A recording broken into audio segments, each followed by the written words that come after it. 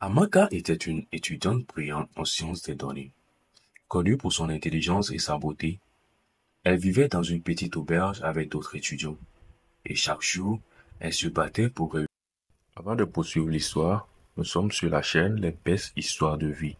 Abonnez-vous à la chaîne pour me supporter, likez les vidéos, regardez régulièrement. Ici, nous vous racontons des histoires pour vous édifier, vous divertir et vous donner des leçons. Supportez-moi, continuez de liker, continuez de suivre et de partager autour de vous. Merci. Une petite auberge avec d'autres étudiants. Et chaque jour, elle se battait pour réussir tout en soutenant sa famille pauvre dans son village natal. Un jour, alors qu'elle discutait avec des amis à la cafétéria, un jeune homme séduisant Emeka s'approcha d'elle. Je m'appelle Emeka. Je suis en dernière année de droit, dit-il, avec un sourire charmant. Ta beauté m'a captivé, j'aimerais te connaître mieux. Amaka, flattée mais méfiante, sourit timidement. Ses amis l'encouragèrent à parler avec lui et elle fit par échanger son numéro. Emeka semblait charmant et leur conversation se multiplièrent allant des études aux rêves futurs. Mais Amaka ignorait les signaux d'alerte qui commençaient à se manifester. Peu après le début de leur relation, Emeka devint de plus en plus pressant. Il lui parla de sa famille riche et influente, mentionnant qu'il serait heureux de la présenter à son père milliardaire. Amaka, fasciné par ses promesses, se laissant emporter. Les jours passèrent et Emeka lui téléphonait tous les soirs, lui permettant un avenir radieux à ses côtés. Malgré les avertissements de ses amis, elle était tombée amoureuse. Un soir, Emeka l'invita chez lui pour un dîner. Amaka, excitée et nerveuse, accepta sans hésitation. Elle ne savait pas que cette décision allait changer sa vie à jamais. Lorsqu'Amaka entra dans la maison d'Emeka, elle fut accueillie par un décor luxueux, mais un malaise s'installa rapidement. Emeka la conduisit dans sa chambre et une fois à l'intérieur, elle remarqua des sous-vêtements féminins et papiers un peu partout. Un frisson de peur la parcourut alors qu'elle réalisait qu'elle avait été piégée. Avant qu'elle ne puisse réagir, Emeka verrouilla la porte derrière elle. Tu es ici maintenant. Tu sais que cela signifie quelque chose, déclara-t-il d'une voix froide. Amaka, horrifiée, tenta de s'échapper, mais il la saisit et l'attacha au lit. Pleine de terreur, elle implora pitié, mais ses supplications furent ignorées. Les jours qui suivent furent un véritable enfer pour Amaka. Emeka la torturait psychologiquement et physiquement, lui infligea des abus répétés. Chaque coup qu'elle recevait la rapprochait un peu plus de leur désespoir. Elle ne pouvait s'empêcher de penser à ses parents qui avaient sacrifié tant de choses pour qu'elle puisse étudier. Finalement, après 4 jours de souffrance, Emeka lui laissa une somme d'argent avant de la relâcher, lui ordonnant de garder le silence. Utilise cet argent pour reconstruire la maison de tes parents, lui dit-il avec un sourire cynique. Amaka retourna chez elle, le cœur brisé et l'esprit tourmenté. Elle se sentait sale, humiliée, mais elle savait qu'elle devait faire bonne figure face à sa famille. Elle décida d'utiliser l'argent pour construire la maison de ses parents, mais la douleur de son espérance la hantait. Lorsque ses parents la remercieront pour son cadeau, Amaka ne put s'empêcher de pleurer. Elle réalisa que son bonheur était désormais un mensonge. Alors qu'elle luttait pour avancer, elle apprit qu'elle était séropositive après un examen médical. Le choc fut immense et la colère contre Emeka qu'elle avait réprimée refit surface.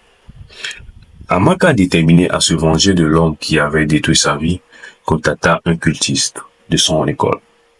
Elle lui proposa de louer un pistolet pour se venger. Elle savait que ce qu'elle faisait était dangereux, mais la rage l'aveuglait. Quand elle retrouva Emeka, elle feignit d'être réceptive à ses avances. Une fois dans sa chambre, elle se déshabilla et la tira ses filets. Alors qu'il s'endormait, elle saisit son arme et tira. Emeka surpris tomba au sol et Amaka réalisa qu'elle ne pouvait plus revenir en arrière. Arrêtée, Amaka devint l'objet de toutes les attentions médiatiques. Son histoire, celle d'une victime devenue meurtrière, suscita des réactions diverses. Au tribunal et racontant son histoire, relevant tous les abus qu'elle avait subis. Les avocats d'Emeka tentaient de la dépeindre comme une meurtrière sans cœur. Mais Amaka était prête à se battre.